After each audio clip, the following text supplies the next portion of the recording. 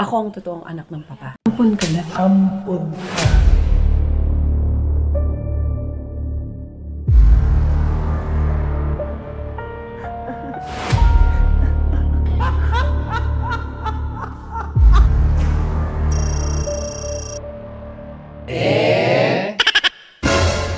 Ito na nga mga best, nako, papunta kami sa location ng Incognito dito sa Benguet.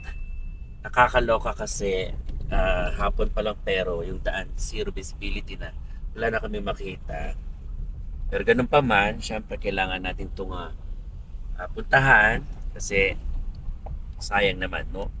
Para makita natin, mapanood ninyo yung kanilang behind the scene at ang kanilang shooting sa napaka-sikat na teleserye ngayon sa ABS-CBN. Grabe, wala na kami makita.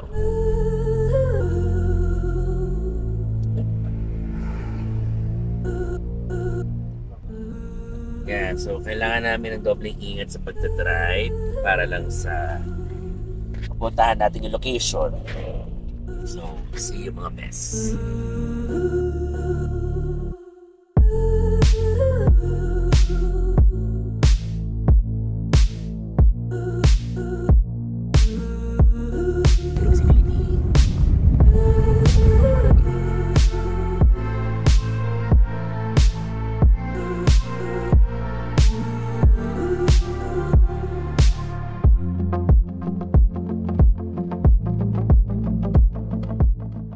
Bago na kami sa location. Grabe.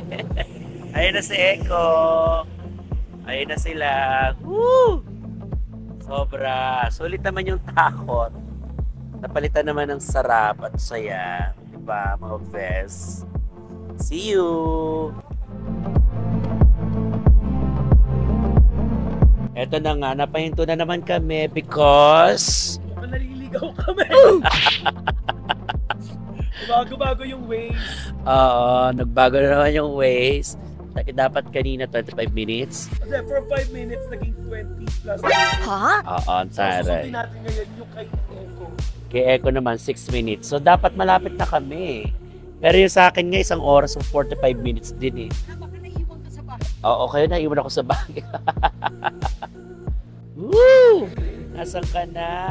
Location.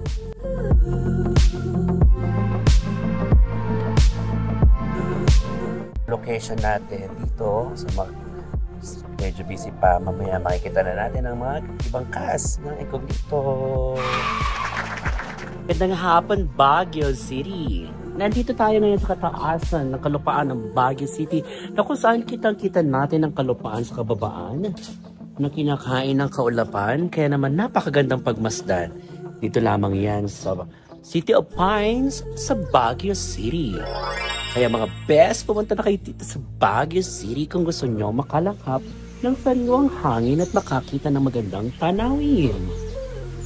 Yeah. The City of Pines, Baguio City.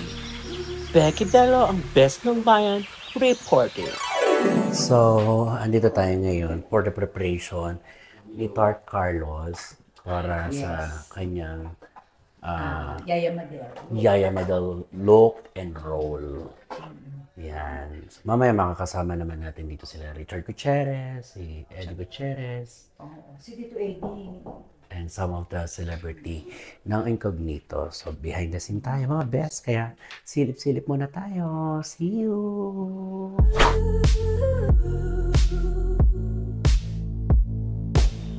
Ayan na po siya. Yes. Script reading na po siya. Si Yaya na ito. Si Yaya, napapunta ng palibing na itsura. Sa TV kasi, Mas wala tatanda yung mga pa. line na yan. Yeah. Dito lang talaga. Sa saddle nila yan. Satel. Ano direct sabi mo? Paano ko umarte?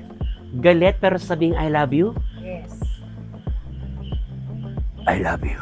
I love you too! I love you. Ano pa direct? Gusto ko ng masayang nagsasabi ka ng I love you. I love you! Mas masaya. I I love you. Pinakamasaya, parang tumama sa loto. I love you. Halimbawa, nagulat. I love you. Natakot na. I love you. Namupulubing I love you. I love you. Ay, Becky Bello, that's good acting. Wow, thank you so much. Ang boksingero action. Yes, mga best, bakit nga ba ako gumaganito? Kasi nga, gusto kong makita at magpapansin sa mga direktor na baka sakali mapagbigyan ako ng chance na mapapasok sa mga teleserye at para makita nila the other side of Becky Bello na para hindi naman puro comedian lang ang alam nila sa akin at nagpapatawa sa entablado ng Vice Comedy Club. Di ba, Direk? Yes. Kaya mga best, samahan nyo akong silipin ang mga eksena at na mga kasamang stars ng Incognito na #1 ngayon sa Netflix. Just because of the star Carlos, kaya halina kayo mga best, samahan niyo po ako. Sorry, mga kasama ko sa Vice Comedy Club. Hi! Okay. Oo. So, ano kung dapat nandito din ako. Kaya sa atong ako pumunta. Wala ako na umula. So, my friends from Vice Comedy. Ole! Franco Gray. Hi, Becky And si Becky Bello. Bello. Yeah. Tapos si Job sa aking shooter. Here. Mga shooter natin. Yeah. Shooter ako sa ano. Alam niyo mga best, kasi talagang frustration ko talaga yung mapasama sa isang teleserye. Kaya Nate, maraming salamat. Pero gusto ko kasing masampulan ng isang madrama-drama. Yeah, yung acting. Magaling yan. Pumasok yan para hindi makipag-love team. Pumasok siyang artist. On the spot. Bakit?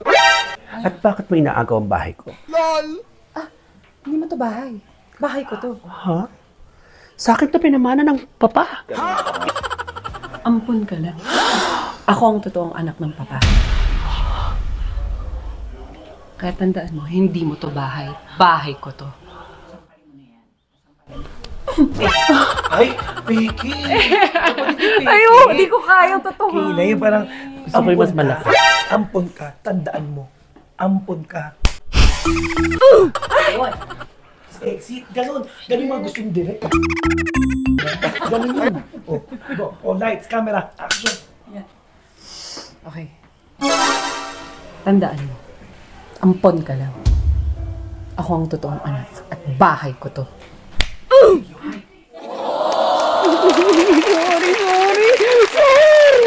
Parehas ng side. Pero it's okay. Pero di ba gumaganti din yun? Ang ganda. Thank you. Ay, ang husay kasi on the spot night art Pagkatapos ng nag-usap kami ni Miss J, gusto niyang pumunta ng Vice Comedy Club. Ay, gusto ko din! Let's Pumunta go. kayo Pumunta kayo. Sabi Galing ko niya, sa di ba kanya mga anytime. best husay? Ito, mga makakasama ko doon. Kaya Masaya. Sige nga. Yan. after nito Oo, matatapos na. Well, last day na nung sa ikaw na. Thank you. Ang sarap masampa. Smile. Panghusay mo on the spot. Yeah. Aayos siya, tapos inistorbo natin siya. Kung ako yan, sa pagbalik mo, nandito pa rin kami. Yes, nako, oh my God, nandito ngayon tayo sa Incognito set, of course, with our director, Direk Iya. Wow! Hi, Direk! Good evening po. It's an honor na makilala po kayo at mapasama po sa set po ng Incognito for Direk, behind the masabi scene. ko lang, ito ay mga Vice Comedy Club na mga stand-up comedians. Okay. Ito si Becky, gusto niyang matuto kasi umarte. Ano bang pwede mong bigay na tips sa kanya? Or anong scenario ba? Anong sinabi? Kung halimbawa, papalitan niya ako, papalitan mo ba ako? Patanda ng makeup. Nung Ng makeup po. Ay, madali lang po yan. Instant lang. Paano ba tumanda? Sure, kailangan ng buhok din the best. Yung buhok best. Yung buhok, paano? Hindi. Halimbawa, papalit ka kay Maris Racal. Ayan, gusto ko Maris Mahilig Racal. siya mag-midriff eh. Perfect! English na Bacolod yun. English na Ilonggo. Siyempre, kakausapin mo si Direk. Ikaw ba mahamugan yun? Ay, binidrip ko talaga. Englishin mo si Direk. Oh, well. Oh, well. Oh, well. Oh. Tapos kunyari ikaw si Pwede, ano. pwede. Hindi. Pwede. Ay, ganun pala, pasado. Ganun pala, pasado na ako, Nagawa ng paraan yung ganun. Ay! Oo, mag-ipon ka lang. Dami-dami doktor ngayon, babe. Ako, sabi nga ng doktor sa akin, dasal lang daw. Saka ligo. Saka ligo. Ayan. Alam mo, napansin ko lang kay Direk. Alam mo, ang dami ko na po napunta mga teleserye. Tsaka ang gwapo ng director dito sa Incognito. Yes. Yung muling nakita mo, dahil na yun. Hindi talaga ko. Actually, direct tsaka night art, di naman sa pag-ano po, inimbitahan din ako sa Batang Quiapo. It just so happened that nagkasabay kasi ng schedule with Gandara The Explorer Season 2. Kaya parang talagang eager na akong kahit pa paano mapasama na sa mga Yan teleserye. siguro yung role ni Abby. Kami dapat nila Ate Gay. Kasama rin ako noon. Sa kulungan. Oo, sa kulungan. Oo, nagkataon Ay, parang. hindi ka marunong. Sinama. Oh, Sabihin mag-audition ko. ka. Bigay ko talaga dito. Oh. Hi mga bes, and I'm with one of the cast of Incognito, and he's one of the actor here, and his name is Vivo. Hi Vivo, nice to meet you. And it's my pleasure na na-meet ko yung ibang cast ng Incognito. Ano bang role ni Vivo sa Incognito? Friend ni Richard ka, same kami dati sumali, nag-aaral sa NABSOG. Oh, okay. Question, is there a possibility or chance na maging leading lady mo ba ako someday? Pwede naman. Or, sige, bigyan mo nga ako ng isang lines na medyo mabigat-bigat. Halimbawa na nagagandahan ka sa akin. What you? Lines, kahit gabi na nasisilaw pa rin ako sa kagandahan mo. Oh my God, akala ko diretso niyo. Kayo naman. Sera ka. Thank you so much, Vivo, and congratulations because you are a part of this #1 in Netflix teleserye in ABS-CBN. Thank you very much, mga best. Subscribe to my Best ng Bayan at my YouTube. Thank you.